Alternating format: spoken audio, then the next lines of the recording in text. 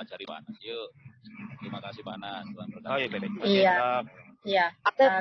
Aku percaya dia kan udah mulai banyak yang baca akitab di Sedesa. Ya betul. Ya. Salam Pak Heri, salam Pak Ulama Muda, Pak Indro. Ada Pak Heri Ikim ya? Waduh. Ada maestronya Ustadz datang nggak berani nih. Iya. Ustadznya dia. Pokoknya jangan macam-macam sama Bu Sofia lah. Unyel-unyel pokoknya. Enggak. Emang saya kalau ngomong gitu sih. Gayanya. Itu luar biasa. Tandas maksud saya. Luar biasa. Maju terus. Aku mau ngomong dong sama anak saudara. Anasnya udah kebawa kapal naik sembako. Silakan Pak Heri. Oke, Ibu Sofi tadi mengatakan ya mempelajari Alkitab dan lain sebagainya. Ingat ya saudara-saudara, ini untuk orang Kristen juga, orang Kristen dan terutama orang Islam juga, bahwa terutama orang Islam sekarang sudah bukan zaman lagi klaim-klaiman bahwa bahasa Arab itu milik Islam, Bismillah. Ini saya kan baru pulang nih dari jadi saksi ahli MKC kan. Yang dimasalahkan itu Bismi Alhamdulillah Yesus dan lain sebagainya, itu dianggap pelecehan padahal dia menggunakan bahasa Arab. Bahkan orang berpendidikan itu pada nggak ngerti apa bedanya bahasa dan komunikasi. Saya nyebutkan loh agama dan bahasa. Saya menjelaskan loh, agama itu kan kepercayaan orang kepada Tuhan dan arti bahasa Sanskertanya sebetulnya agama. Tapi di Indonesia ini faktanya orang semakin beragama mau mendirikan agama malah yang paling mengacaukan itu. Akan tujuan tidak kacau kan, harusnya tidak kacau. Nah, kemudian loh komunikasi itu apa gitu. Loh, komunikasi itu kan identik ya, bahasa Arab itu identik dengan agama kami. Iya betul, tetapi jangan lupa komunikasi itu bukan agama. Komunikasi adalah alat untuk bahasa. Saya kok pakai saya. Jadi apa bedanya bahasa dan agama? Loh, agama kepercayaan orang kepada Tuhannya. Kemudian kalau bahasa itu adalah alat komunikasi agama dan bahasa itu bukan agama gitu loh. Jadi luar biasa. Dan sekarang tadi mengatakan belajar Alkitab itu sekarang jauh lebih mudah daripada dulu.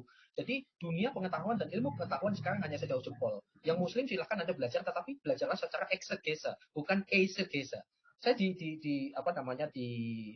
sidang itu ditanya, oke, eksegesa contohnya apa? Oh, pas-pas. Jadi semua pertanyaan mereka itu malah kesempatan saya dan kami itu untuk menjelaskan bagaimana Injil. Jadi saya seperti menghadap pengadilan Herodes Agripa II itu. Di Raja Agripa II ya? Iya, Herodes itu kan. Wah, langsung pada murtad Pak Hakumnya. Ya kita doakan, karena di sebelahnya itu ada jaksa ngangguk-ngangguk terus loh. Wah, baru ngerti itu. Bahkan ada yang mengatakan, saudara saksi, apakah Alkitab tidak mengakui bahwa Muhammad itu, apakah Alkitab tidak mengakui Nabi Muhammad? Saya mengatakan bukannya tidak mengakui, tetapi tidak tercatat gitu. Kalau saya mengakui sebagai nabinya orang Islam, tapi tidak tercatat begitu. Loh, Yesus di Alkitab apakah tidak sama dengan Isa di Al-Quran? Menurut orang Islam itu sama, tapi beda data dan fakta kan begitu. ya, harus menggunakan bahasa formal ya Pak ya. Iya. Tapi ya kita terus terang waktu itu ya, dan juga mengatakan bahwa apakah orang Kristen tidak mengakui Yesus adalah Nabi? Seluruh dunia orang Kristen tidak mengakui Yesus Nabi, tetapi dia adalah Tuhan. Yohanes 13 ayat 13, aku adalah guru dan Tuhan, kamu itu benar. Gitu ya. Oh kurios, banyak orang Islam, saya ngomong orang Islam banyak yang berlaga tahu, itu kurios kan Tuhan. Loh betul, Gusti Ngurah Rai dan Gusti Yesus itu kan sama padanan tapi beda ininya ya statusnya. Oh itu kurios itu beda Pak. Kurios itu bukan menunjuk kepada Tuhan yang biasa. Tapi Tuhan yang satu itu penguasa surga dan bumi, ya betul. Setuju. Pak Heri. Jadi itu seperti masuk di pengadilannya si Paulus ya. Waktu itu dia. Mendengarkan kesaksian Paulus itu kan Raja Agripa itu kan mengatakan aku hampir jadi orang Kristen ya. Iya. Kisah Rasul 26 itu. Betul. Itu di Kisah Rasul 26 Pak. Itu akhirnya hari Minggu jadi khotbah saya dan viral. Di saya udah nonton luar Aceh. Jadi ya, kita mau jadi orang Kristen itu. Ya kita sangat apresiasi sekali ya dengan Pastor Heri ya, Pendeta Heri, dan kita harus support teman-teman ya. Support juga Pak Heri juga lagi mau bangun gedung juga ya Pak ya. Tolong teman-teman di support. Ya. Doakan, saya mempersiapkan akan membangun, saya sudah ada yayasan dan kita akan membangun pesantren Kristen. Tapi saya belum bisa blow up sekarang. Next. Oh, haleluya. Pak Heri. Alhamdulillah. Pak Heri.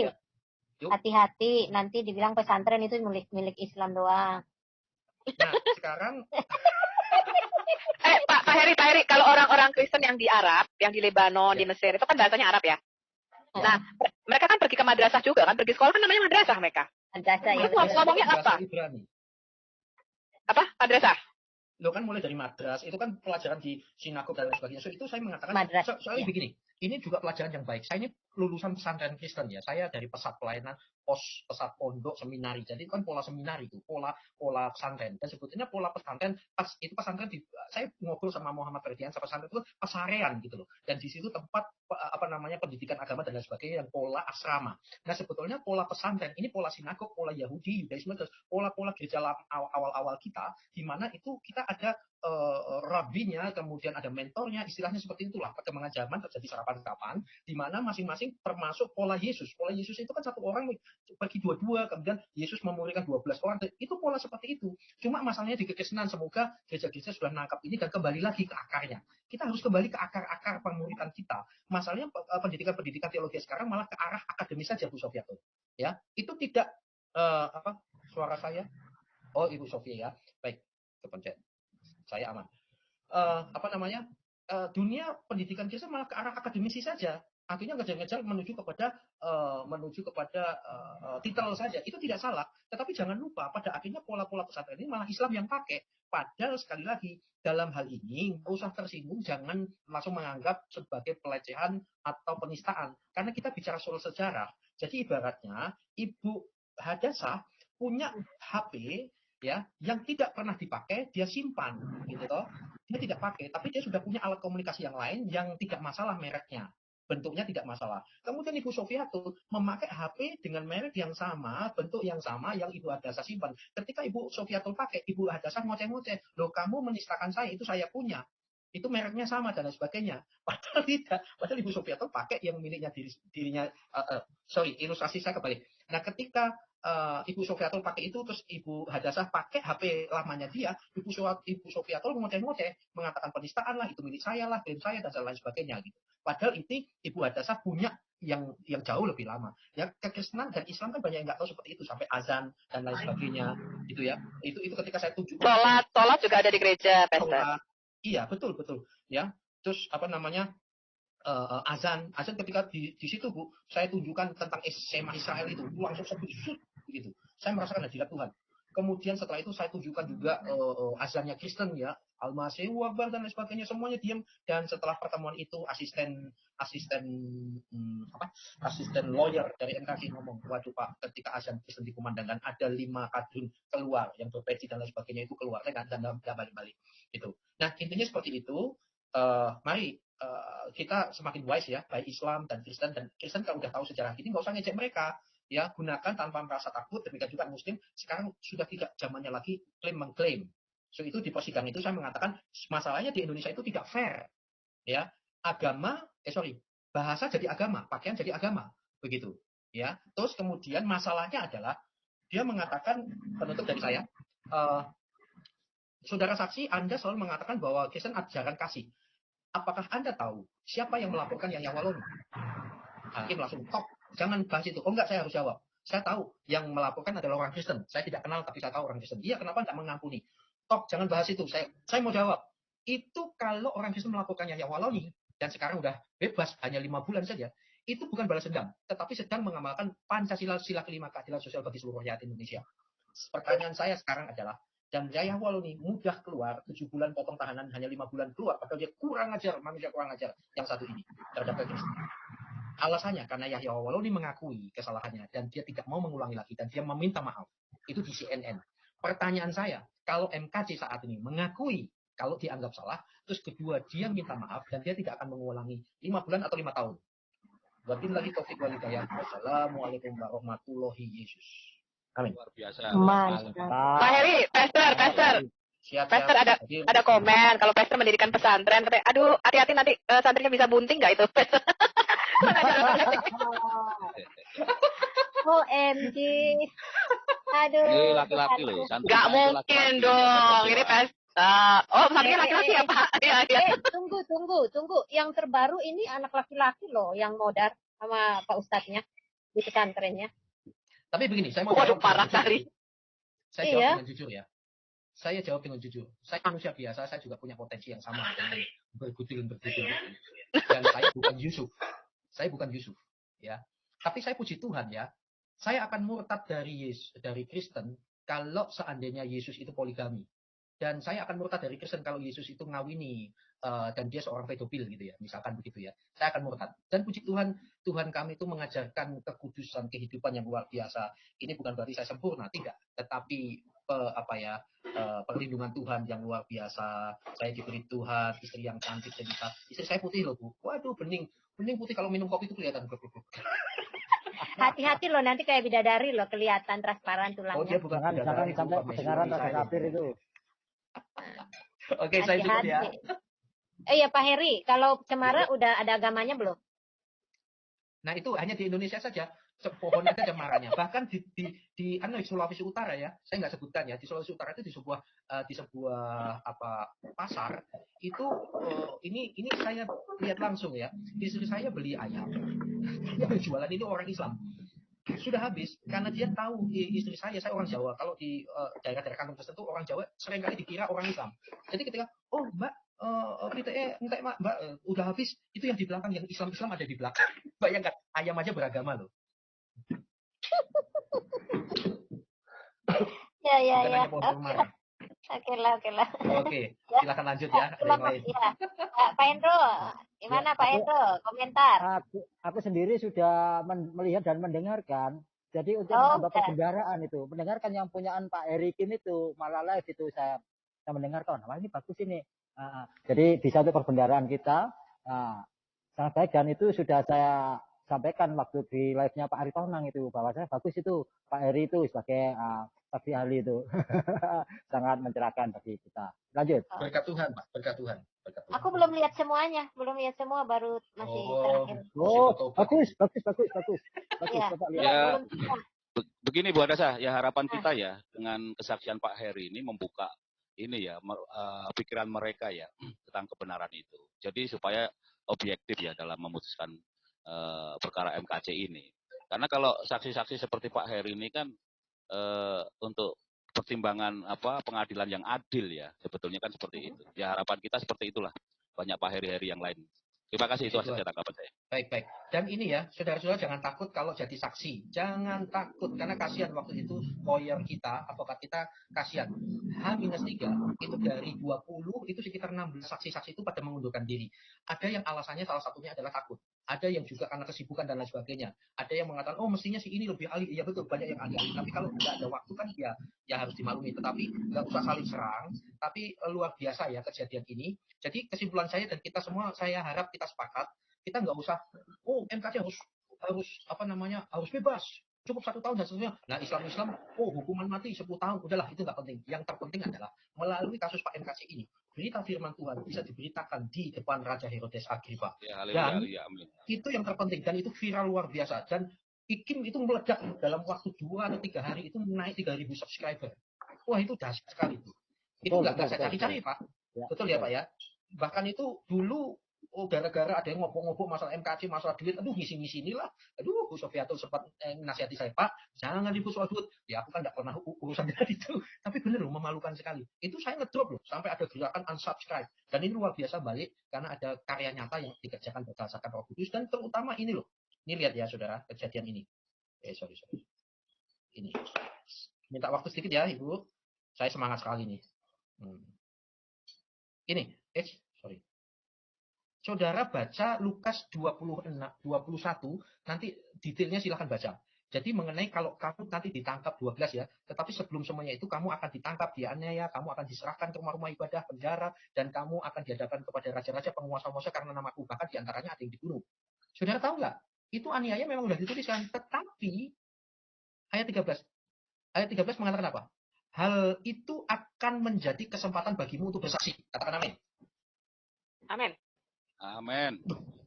Kesempatan bersaksi. Jadi bagi saya waktu itu, saya jujur walaupun saya dulu karateka tingkat nasional, hati saya begini juga, bukan hanya double, triple, dik itu. Ketika masuk, waduh, orang-orang berjubah hitam itu yang pakai kuku, kemudian jenggotnya segini, hitam-hitam itu banyak. Yang minggu lalu sempat demo-demo teriak-teriak Allahu Akbar. Tapi kala itu bisa tenang semua. Ya, tapi luar biasa dengan kejadian Pak MKC ini. Saya adalah hamba yang tidak berguna. Saya hanya melakukan apa yang Tuhan suruh, kata Tuhan Yesus di Matius ya. Tapi itu menjadi mimbar penginjilan yang seumur hidup saya tidak akan pernah lupa dan yang sangat-sangat berkesan. Tuhan memberkati. Haleluya, puji Tuhan. Iya, saya juga ngelihat juga sih yang demo-demo itu pakai gantung-gantung segala lagi itu. Serem. Gak Jadi apa-apa, agak walaupun maklum saksi juga sih ahlinya ada yang sedikit, ya. ya. Walaupun saksi ahlinya sedikit dan banyak mundur, Pak Heri Kim sudah bisa mewakili semuanya. Berkat Tuhan. Kita Waktu itu JPU-nya 7, hakimnya 3, lalu pengacara kita cuma 4. Oke lah, ya puji Tuhan. Pak Ulama Muda gimana Pak Ulama Muda? Pak Leonardo, salam. Pak Budi. Shalom, ulama muda. Salam. Pak Ulama Muda kok diam baik, diam baik. Saya mau bicara sih, tapi teman tadi itu udah ada. Gue itu masuk di sini karena ngelihat dia, jadi saya cuma ingin berkomitmen dengan dia. Nah, tapi dia udah gak ada, ya mendingan aku diam aja, aku mendengar aja gitu loh. Oh iya, apa-apa Pak. Terima kasih Pak. Sudah Soalnya, mampir. soalnya saya dengar dia dari Malaysia ya. Oh iya, sebangsa, saudara sebangsa setanah air itu. Ya, tapi dia bukan kayaknya di Sabah, tapi di Kuala Lumpur, ya Semenanjung, di Iya, di Johor. Semenanjung. Ya, aku mendengar dari cara bicaranya gitu. Iya. Beda ya gaya bicaranya. Saya juga udah baru tahu itu gaya bicaranya orang yang di Semenanjung lalu yang di Iya. agak ke Indonesiaan. Enggak, kalau ulama muda kan lebih ke Indonesia. Kalau Pak Anas, tak boleh itu, tak ada soalannya. Ya, betul dia di Kedah, betul di Kedah, Pak Anas. Kalau saya sebetulnya dari Denmark, ya, sampingnya Oh, iya. Semarang, Denmark. Iya, di Semarang. Bu Sofi, Iya. Ibu Sofi, Ya Pak. Bu, iya. Itu kalau pertobatan tuh gimana ya Bu?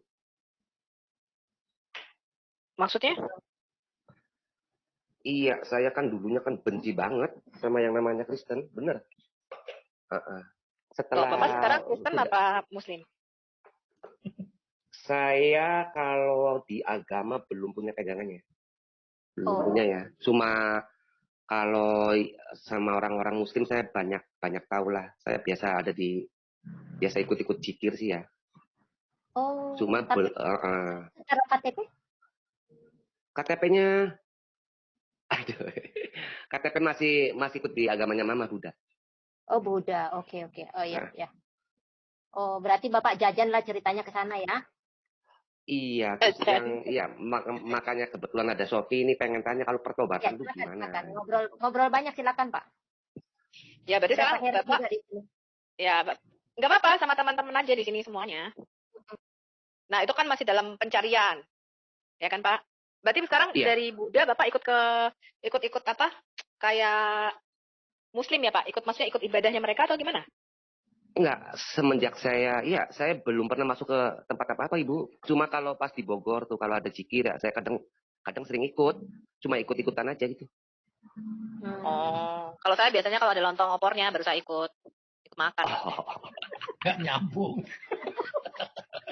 Pokoknya kalau ada makanan kan pokoknya Sofiatul datang lah. Terserah lu mau Buddha, mau Hindu, mau ateis, gua datang. Ada apa lontong opor siap. Nah. Oh gitu. Jadi Boleh Bapak sekarang mungkin saya nggak tahu Budi. Bapak ini serius. Kalau serius, saya harap Bapak dengar aja nggak usah bantah-bantahan. Jadi gini Pak, saya bertobat meninggalkan Tuhan. Bertobat itu kan berbalik ya. Dan menurut saya ya pilihlah yang jelas. Kenapa saya tidak mendapatkan hidayah untuk murtad dari Yesus? Satu, nggak usah. Waduh banyak sekali lah Pak. Sekarang simpel aja sih Pak. Orang ya percaya Tuhan, Nabi dan Rasul dan kitab sucinya. Ini tebak-tebak, nggak perlu mikir ya. Kita beragama tujuan akhirnya mau kemana sih? Ke surga. Pilih surga yang masuk akal Pak. Simpel Pak. Jadi nggak usah debat-debatan soal kitab suci lah dipalsukan, nggak usah. Tujuan akhir ke surga apa? Sekarang Bapak cek di Google Pak. Nggak usah pakai Roh Kudus, pakai Mbah Google. Kesibukan laki-laki di surga, masuk akal atau tidak? Iya ini saya setelah dengar di channel-channel ini tuh, kadang ini ada yang nyata, ada yang nggak nyata gitu aja. Iya, ada yang kayak dongeng. Bukan nggak nyata, nggak masuk di akal. Kesibukan laki-laki di surga memecah perawan. Bapak pernah dengar nggak? Ada agama yang menjanjikan kesibukan laki-laki di surga memecah perawan ereksi 70 tahun. Hah? Ya, pernah dengar ini. Buku-buku Muslim saya banyak banget Ibu. Ini bukan hinaan loh ya saudara. Bukan Itu ada Iya, iya. ada di dalam buku mereka nggak Pak? Yang seperti yang Ustadz itu katakan betul apa enggak? Betul ada. Ya. Pecah perawan kan? Ya, cek aja Pak Google kesibukan laki-laki itu Bu dalam Sophia waktu tuh langsung ke 0, situ ya. oh, Enggak, saya yang nggak paham itu kok bisa ereksi 70 tahun. Teman saya 2 jam aja masuk rumah sakit. Terus kedua gini Pak, kan yang masuk akal ya. Jadi simpel aja sih Pak. Kenapa saya tidak dapat hidayah? Karena saya kalau kemarin di Ibu Uti juga sih, di Ibu Uti juga ada Pak Islam itu. Nah, saya baru saja munculkan tuh di channel IKIM ya. Saya mengutip kemarin ada pembicaraan dengan namanya Pak Islam namanya. Jadi dia ngotot tidak percaya Alkitab itu wahyu. Mana wahyu Allah jelaskan? Kita tak jelaskan ya. Susah Pak menjelaskan orang seperti ini kayak mengajari onta bersiul. Saya menjelaskan tapi ya nggak apa-apa tak jelasin aja karena yang dengerin itu kan Tadi saya Pak, saya sampai minum kapanak campur spiritus, saya tambahin obat tidur loh Pak. Tadi waktu ngomong sama Pak Islam ini, aduh, ampun. Oh iya, memang hobi berarti dia. Nah jadi akhirnya tak jelaskan tentang kemudian gini simpel Pak, nggak usah banyak-banyak ya. Pertama gitu tujuan akhirnya ke surga. Ya saya milih surga yang masuk akal gitu ya. Terus yang kedua, kalau memang dia bilang wahyu Tuhan itu betul-betul dari Tuhan, itu mestinya tidak menabrak hukum-hukum dunia juga. Ini lihat, ini sampai saya tanya loh ini firman Tuhan, firman Allah atau kata medis gitu loh. Saya membuktikan ini dengan 2 dokter dan itu murid di kelas profesional yang saya mengajar, seorang dokter, yang satu lagi anak rohani saya seorang dokter lulusan UGM. Itu nggak main-main loh UGM, Universitas Gajah Mungkur. Ini loh, manusia diciptakan dari sperma dari mana yang muncrat-trot gitu, yang keluar dari antara tulang punggung sulbi dan tulang dada. 2 dokter itu saya tanya, kalau ada yang mengatakan dari tulang punggung apa? Dia tertawa. Lalu saya mengatakan, loh ini kitab suci loh. Jawabannya sangat bijak. Ya maklum Pak Heri, karena kitab suci itu kan bukan kitab medis. Jadi ya sudah, gitu ya. Terus yang kedua Pak, jadi kalau saya nggak perlu pusing-pusing ngikut-ngikut ke sana kemari. Kemudian yang ini hadis yang sangat, ini sahih ya Bu Sofi, Tirmizi 1325. Sahih ya. Barang siapa, jadi ini katanya si ini, barang siapa menggauli binatang maka tidak ada hukuman atasnya. Jadi kalau Bapak ke sana, ya, Bapak beriman ke sana itu hak Bapak silakan. Tapi di sana Bapak boleh Pak hubungan seks dengan kudanil, dengan onta itu boleh Pak. Karena nggak masalah. Loh ini Kudanil. Oh. Kudanilnya nggak mau sama sampean. Oh, dicaplok sekalian. Belalainya udah lepas ntar. Oke ya, seperti ini. Jadi saya jadi tausiah nih. Belum lagi hadis dari ini 2014 Pak. Jadi Bapak kalau ke sana, jadi bukanlah bersinah kalau Anda bersinah dalam keadaan beriman. Bukanlah mencuri kalau mencuri dalam keadaan beriman. Gitu loh. Ya itu contoh konkretnya kan ISIS setelah perang gitu kan dan sebagainya. Oke itu aja. Jadi Bapak mikir aja secara dan pergaulan saya tambahi Pak Heri ya. Pergaulan yang buruk merupakan perbuatan yang baik. Jadi Bapak harus mendekat kepada yang masuk akal gitu. Oke Pak, silakan maaf. Ya, saya tambahi Pak Budi. Nanti Pak Budi pelajari saja ya. Tentang ini Pak Budi yang jelas. Itu kan perintah sholat 5 waktu itu kan dari cerita Isra Mi'raj. Pernah dengar ya Pak Budi ya? Cerita sholat 5 waktu itu. Padahal tidak ada tertulis 5 waktu itu di kitabnya mereka. Nah sekarang Pak Budi ini kan zaman internet Pak Budi. Selamat malam semuanya. Ya, satu lagi onta menderung masuk. Nah, saya mau menanggapi. Jangan dulu di mute. Saya menanggapi 3 menit aja. Nggak usah nggak lama-lama. Di mute aja. Lagi dijemur dulu Bu.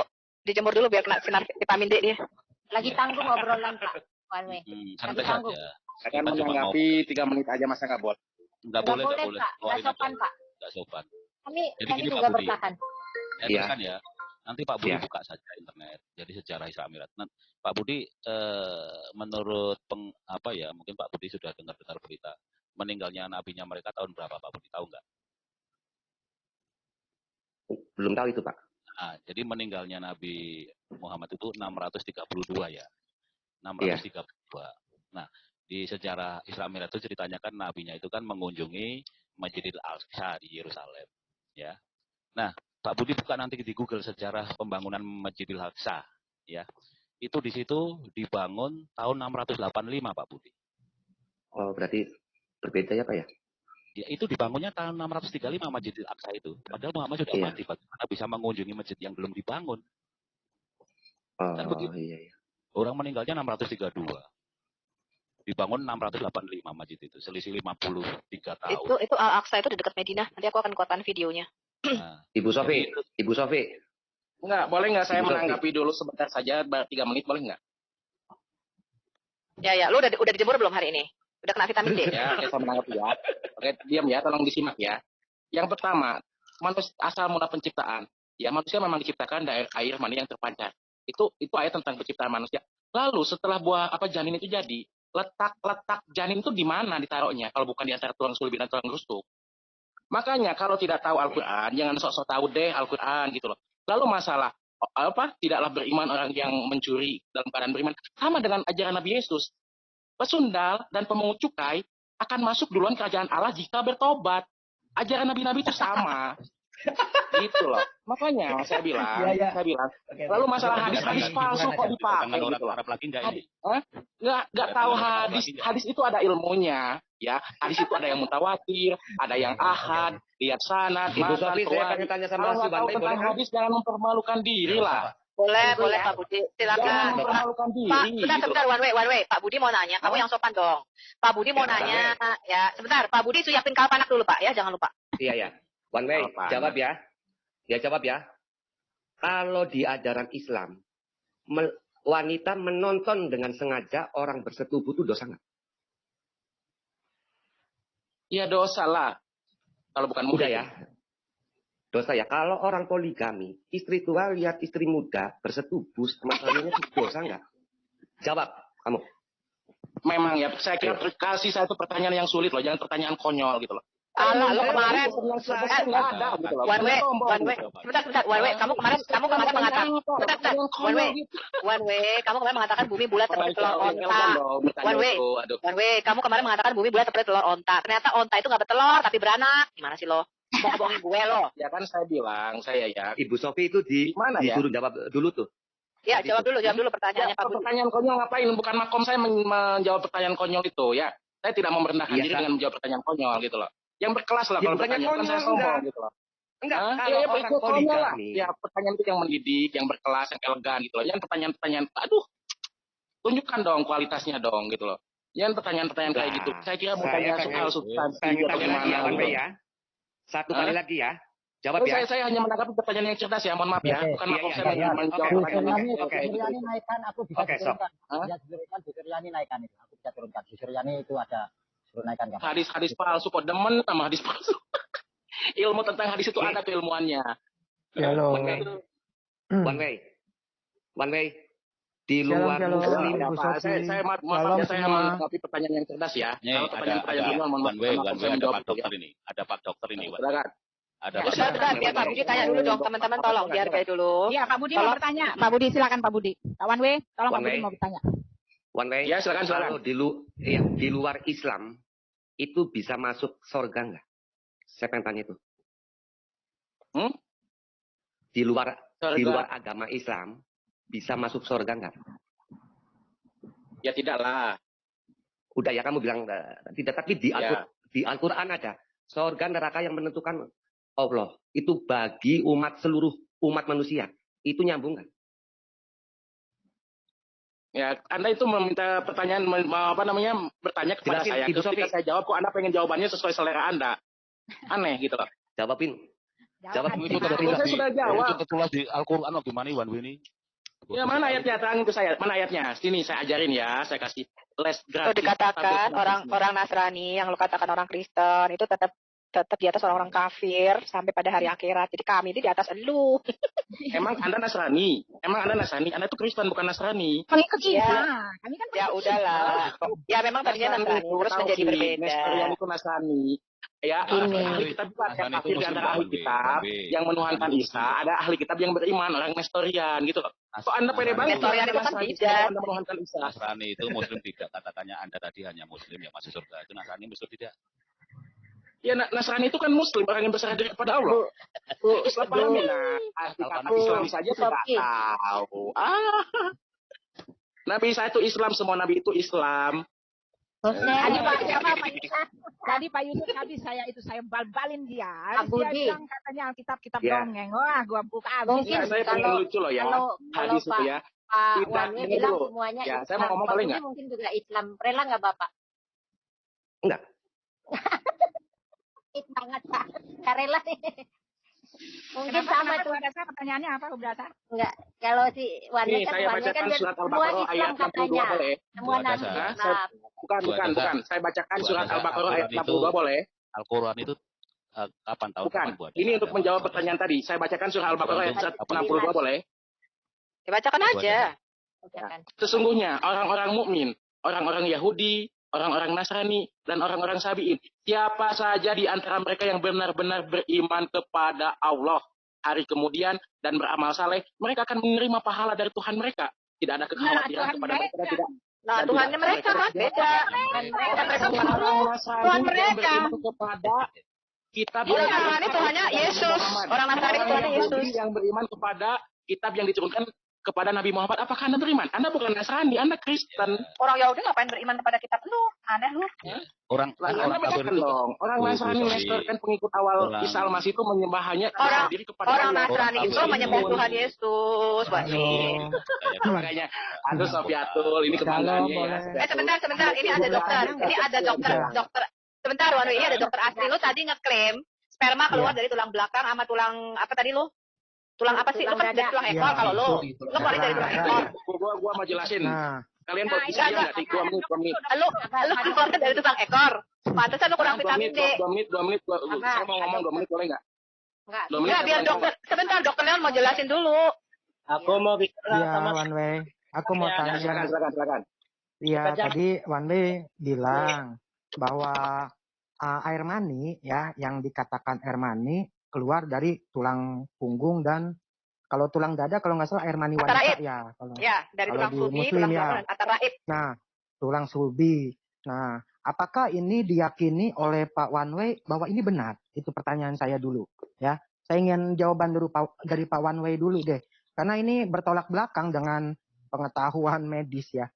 Silakan Pak One Way, kalau memang menurut Pak One Way benar, Memang apa Islam ini dasarnya? hanya bagi manusia-manusia yang berpikir. Oke, saya jawab ya. Silakan. Ini ayat tentang penciptaan manusia.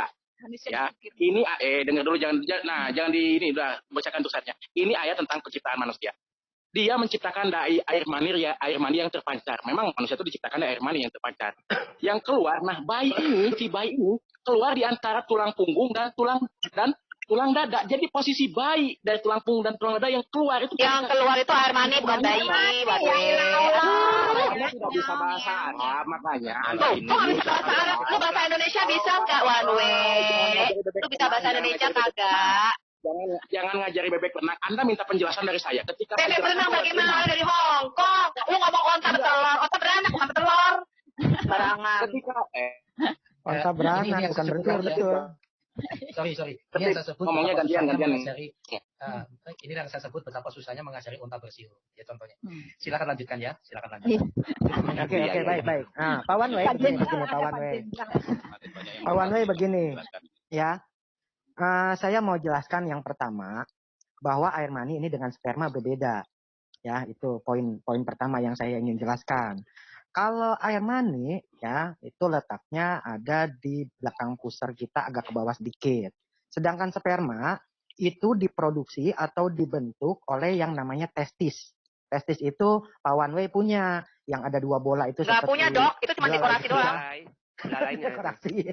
Nah, belalai di bawah itu ada bola 2. Nah, itu namanya testis.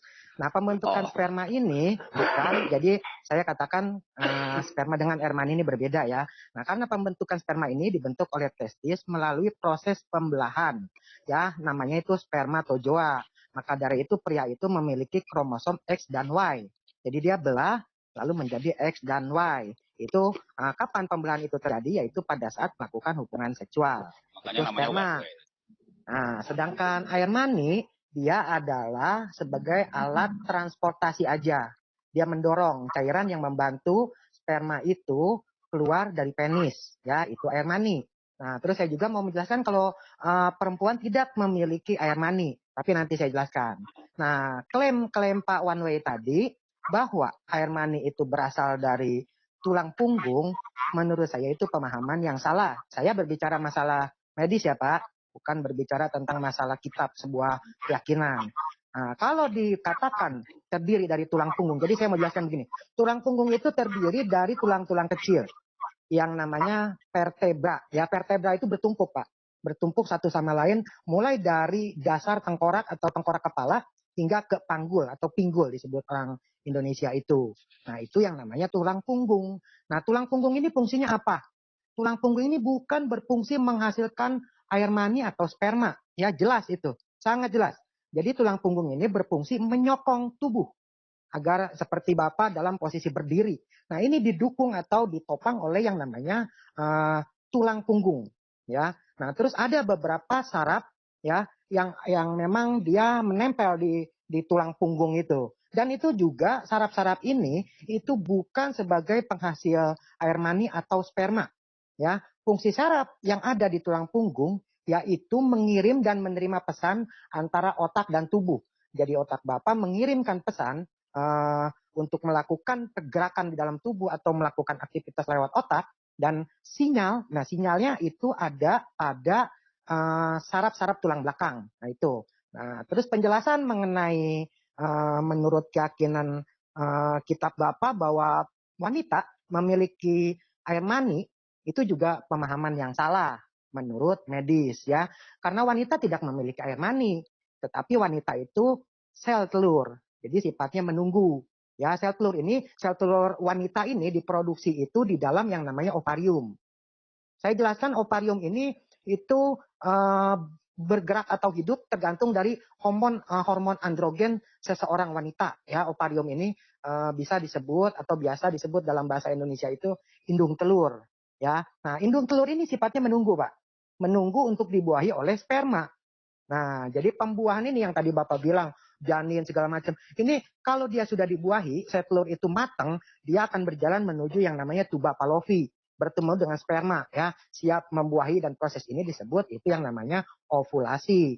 Nah, bila pembuahan berhasil, sel telur itu akan bergerak, Pak. Baru bergerak dia menuju rahim. Dia akan menempel di rahim. Dan sel telur itu akan kuat menempel di dinding rahim. Berkembang terus dari darah sampai menjadi janin.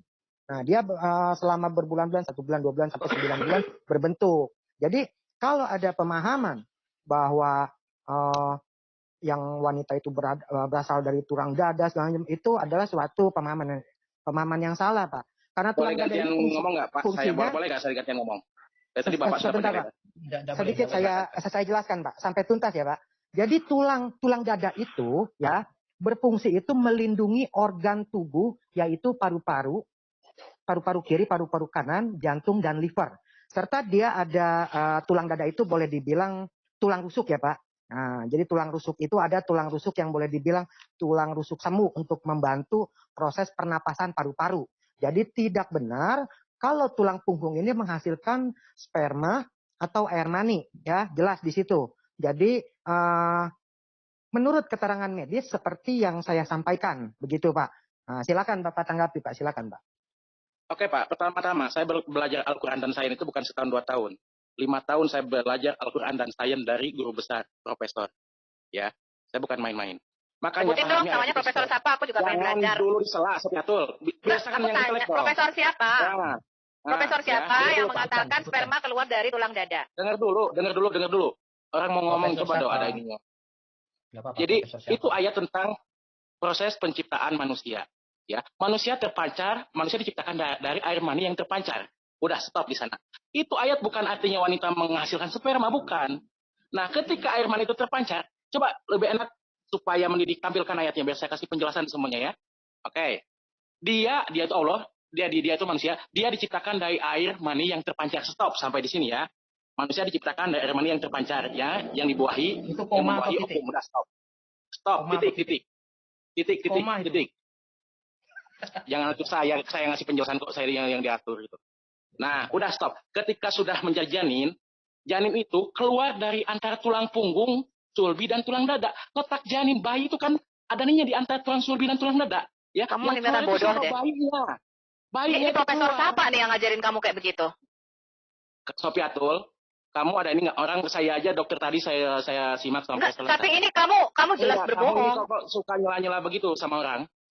Kamu berbohong. Jelas-jelas air mani yang terpancar yang keluar dari tulang punggung dan tulang dada. Air mani yang terpancar. Saya atau kamu? Kita lihat tafsir ya. Saya tanya kamu. Saya kawan sama kamu. Saya bukakan semua tafsir. Kamu apa saya yang benar? Kamu baca Al-Quran saya. Kita bukakan semua tafsir. Saya bukakan semua tafsir. Kamu apa saya yang benar? Kalau kamu keliru bagaimana? Kalau kamu keliru, profesor kamu harus ngomong di sini sekarang. Panggil profesor kamu. Saya pengen tahu. Ini direkam semua. Panggil profesor yang sekarang, kamu telepon. Suruh masuk dia. Kasih zoom. Kasih link zoomnya, suruh masuk. Kamu siapa? Kok ngatur-ngatur saya? Sudah saya jelaskan kok kamu nggak terima. Loh, karena penjelasan kamu berbohong. Semua tafsir menyatakan tidak demikian, one way. Ketika saya ngomong ketika saya... Kita paling gatal dari orang bohong. Ketika saya kasih penjelasan kamu nggak terima. Ya, kita tunjukkan tafsirnya. Kita tunjukkan tafsirnya. Nggak bisa, sudah saya jelaskan. Masih belum tadi? Saya jelaskan sekali lagi. Saya jelaskan sekali lagi, tampilkan ayatnya. Biar mudeng, tampilkan ayatnya. Bukan kamu aja, one way. Ya udah, tampilkan ayatnya. Al-Quran itu di dalam ayat. Coba tampilkan ayatnya. 86 ayat 2 ya? Coba tampilkan ayatnya. Kalau kurang jelas, ya saya tadi menyimak dokter tadi itu, saya simak baik-baik. Gak ada saya salah. Nggak apa-apa, Bapak tinggal sebut nama profesornya cuma nggak sampai semenit. Nah, itu hak pribadi saya. Karena dokter Leon ngomongnya benar. Nggak kayak lu.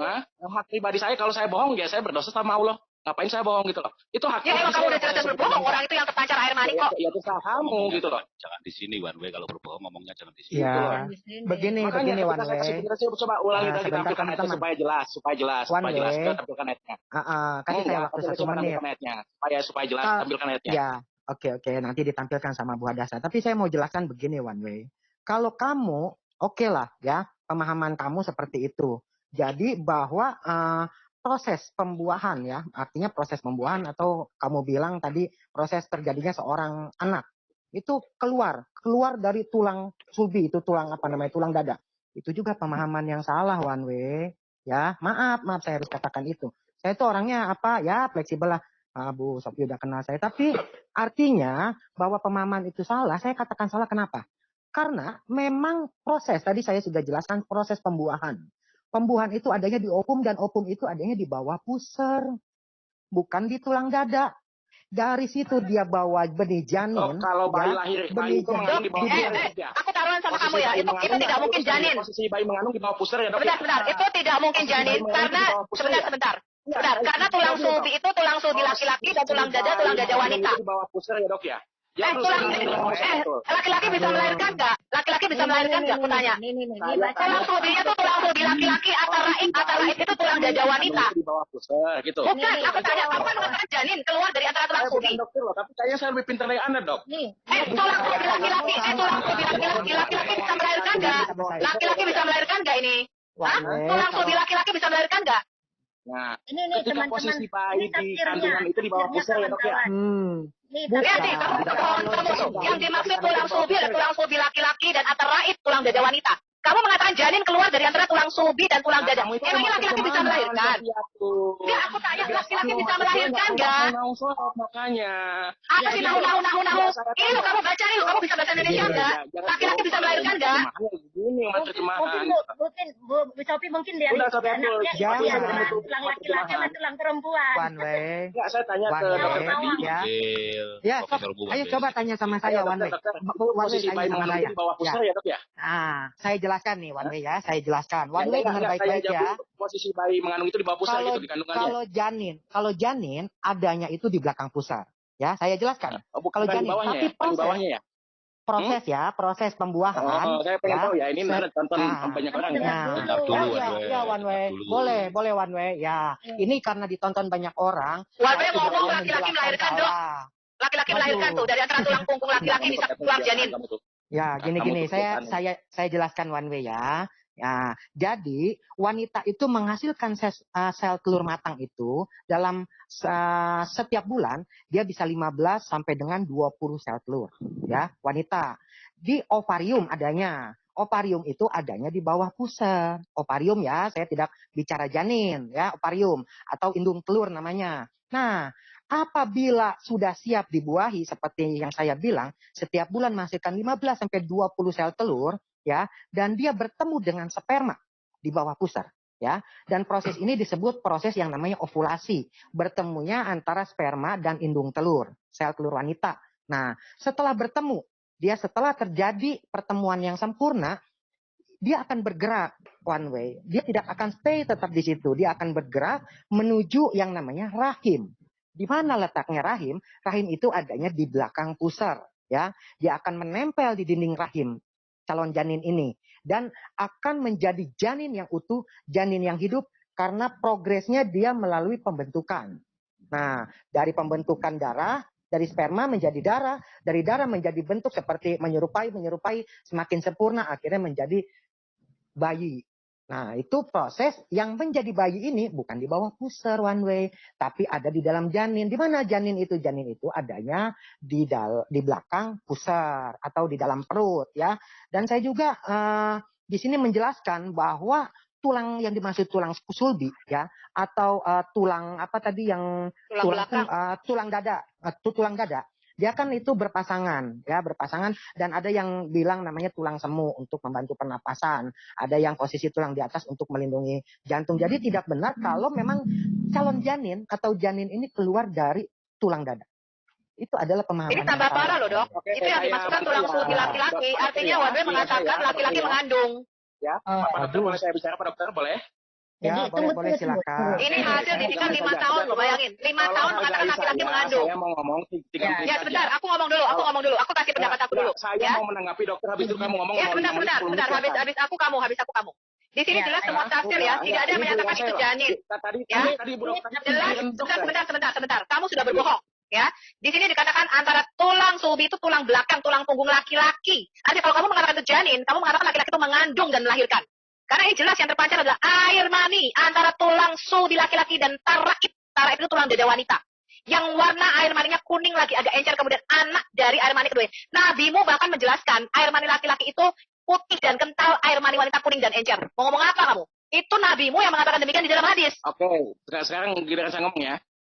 Ya, silakan membuat. Banyak dokter yang mualaf loh, dokter pintar yang mualaf loh, ya. Saya karena dengar dulu nih giliran ngomong, salah satu contohnya Dokter Kaisa Grandi ya. Karena apa yang ada di Al-Quran itu bisa dibenarkan oleh medis bagi dokter-dokter yang mau berpikir. Nah, gitu lah. Kenapa gitu ketika saya ngomong? Panggil Kaisa Grandi ke sini. Ya, santai. Panggil Kaisa Grandi ke sini. Anda ini siapa atau diri dong? Kamu mengatakan ada banyak dokter pintar mualaf. Salah satunya Kaisa Grandi. Kamu panggil Kaisa Grandi ke sini. Ya, jangan ngebuang dong. Dulu ya, saya mau ngomong Pak Dokter, ya ini giliran saya ngomong 2 menit saja. Kan saya sudah tadi jelaskan, itu tentang penciptaan manusia ya. Sofiatul ini kan umat terjemahan Pak Dokter. Baca Al-Quran saja tidak bisa gitu loh. Jadi modelnya model baca Al-Quran itu dari terjemahan saja. Dia tidak menguasai nosor. Itu membuat banget tuh. Gak ada gunanya ke orang tuh. Baik. Saya turunkan di bawah. Jadi ya seperti itulah. Nahu sorot Pak Heri, dia itu nantang debat dalam bahasa Arab. Dia manggil temennya yang orang Arab, karena dia nggak bisa bahasa Arab. Terus pada waktu kita sudah sepakati dia lari, bayangin nggak tuh? Tapi Aditya pernah loh, Bu Sofi panggil temannya dokter juga, karena waktu itu ya Pak Bomo udah kenal saya lah, saya senior, saya 30 tahun. Akhirnya dibenturkan saya sama dokternya, akhirnya dokternya juga yang dibawa Aditya. Bingung lah. Jadi saya bilang begini waktu itu Pak. Jadi ya kamu mau tanya sama siapa juga, sepertinya jawabannya akan sama. Enggak, iya, saya akan sama. Tidak akan berbeda. Malu saya kalau saya memberi jawaban, saya malu nanti kalau salah. Malu sama murid-murid saya juga kan, sama junior saya malu. Mau taruh itu mereka menutupi Dok. Jadi saya pernah waktu itu sama kalau nggak salah ZCC atau apa ya, itu katanya orang medis bukan dokter tapi dari pihak kesehatan. Dia mengatakan betul sperma itu keluar dari testis kan antara tulang belakang dan tulang dada letaknya, katanya gitu. Padahal itu jelas semuanya itu adalah tulang belakang laki-laki dan tulang dada wanita, itu sudah jelas, semua tafsir mengatakan demikian. Ya testis juga posisinya ada di bawah loh Bu Sofi, bukan di atas. Mereka itu kan testisnya cuma buat dekorasi. Kalau dekorasi ponatal. Apa mungkin? Saya sebagai ini. Coba tanya dulu Pak Heri. Tidak lama ya. Ibu, saya tidak lama ya. Mungkin? Jadi begini, ya memang model-model begini yang sama persis dengan pembicaraan kita tadi malam ya, Bu Uti, Bu Adasah bersama Pak Islam. Jadi jelaskan wahyu Allah, menjelaskan soal begini kepada mereka itu bagaikan mengajari onta bersiul. Jadi Dan di sini untuk Pak Budi tadi ya, Pak Budi yang mau bertobat itu bagaimana, kita udah jelaskan ya. Jadi contohnya seperti ini Pak, dari cara ngomongnya masuk akal dan tidak masuk akal, itu kan kelihatan tuh, mau ngikut siapa. Kemudian apa yang dijelaskan Dr. Leon tadi sangat betul, karena saya sudah membuktikannya dengan salah satu murid saya di kelas profesional Pak. Ini dokter loh ini. Ya dokter, saya membahas hal yang sama. Dia jelasin bla bla bla, saya belum menjelaskan bahwa ada ayat yang mengatakan demikian. Saya tanya-tanya itu, akhirnya dia tanya, Pak ini tanya dalam rangka apa Pak? Saya jelaskan, oh ada kitab suci yang mengatakan demikian. Oh dia tertawa gitu kan. Nah, sama persis dengan Dr. Leon, terus dengan Dr. Doni Atmajaya, dia lulusan UGM juga. Saya jelaskan, dia detail lagi. Loh kenapa Bapak tanya-tanya ini? Baru saya bilang ini kitab suci loh. Akhirnya dia sangat bijak dan mengatakan ya malum kalau kitab suci itu kan bukan kitab medis Pak. Tapi sekarang dalam hal ini kita nggak usah maksakan Pak one way. Ya, karena apa? Yang jelas netizen udah pintar, sekarang netizen silahkan Anda yang memutuskan mana yang masuk akal dan tidak masuk akal. So itu saya tidak mendapatkan hidayah. Mau ngecap dia profesor, doktor, atau bocor murtad masuk Islam itu tidak mempengaruhi iman saya.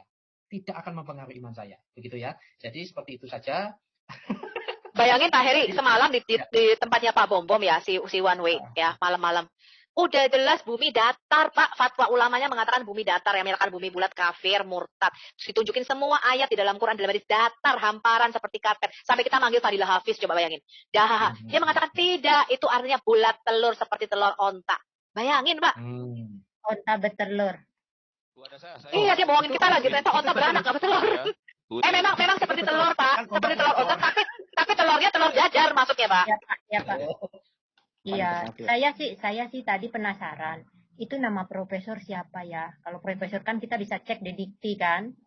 Langsung di website Dikti. 5 tahun loh Bu Misadasa, 5 tahun belajar sama profesor. Iya, itu dia. Itu makanya bumi bulat seperti telur onta yang didadar. Makanya saya tadi nunggu one way sebentar aja dia menyebutkan nama profesornya. Biar kita langsung hunting tuh profesor di mana. Ya kan, bisa Ibu kita Sophie. tanyain, kirimin surat. Ya, silakan Pak Budi. Iya, tadi ngakunya lebih pintar dari dokter sih. Itu ngaco itu orang itu. Iya, Pak. Sampai-sampai dia lebih pintar dari ahli tafsirnya, Pak. Orang Quran bilang hamparan, dia bilang bulat, coba bayangin.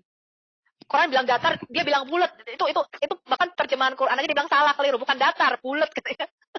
Iya, ini yang tadi saya show ini. Untuk ngecek profesor benar atau tidak, ini bisa dilihat di sini nih. Cek aja, tulis aja nama lengkapnya di sini ya. Makanya tadi kita tanya, Pak. Iya. Ya, silakan. Makanya kita tanya. Nah, ini kan ininya mereka. Apa sih namanya? Scholarnya mereka. Tafsir hadis itu nggak lepas dari Quran dan tafsir, dan nggak boleh loh nafsir sendiri. Nggak boleh. Ini sepupunya Nabi kan? Ibnu Abbas kan? Iya, Ibn Abbas, semua tafsir menyatakan seperti itu. Tadi dia bilang janin, katanya keluar dari janin berada di antara tulang belakang. Jelas itu kan tulang sobi laki-laki, berarti dia menyatakan laki-laki hamil.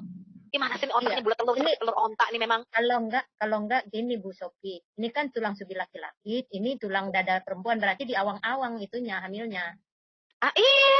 Yang waktu itu orang medis masuk katanya memang betul sperma itu di testis kan letaknya di antara tulang belakang sama tulang dada, dia bilang gitu. Di testis di antara testisnya berarti di pusar dong. Sampai dia mengingkari kecerdasan otaknya ya. Dia menghina dirinya ya. Iya, enggak, coba tanya dokter testis, katanya letaknya di antara tulang belakang sama tulang dada. Bener nggak sih itu? Tahu gue tulang ekor, bener nggak sih Dok? Kalau di antara tulang belakang sama tulang dada di pusar dong testisnya dia, gimana sih? Aduh. Saya juga kaget ya waktu pertama saya kaget waktu pertama tahu ini kan dari siapa ya waktu itu, lupa ya saya ya.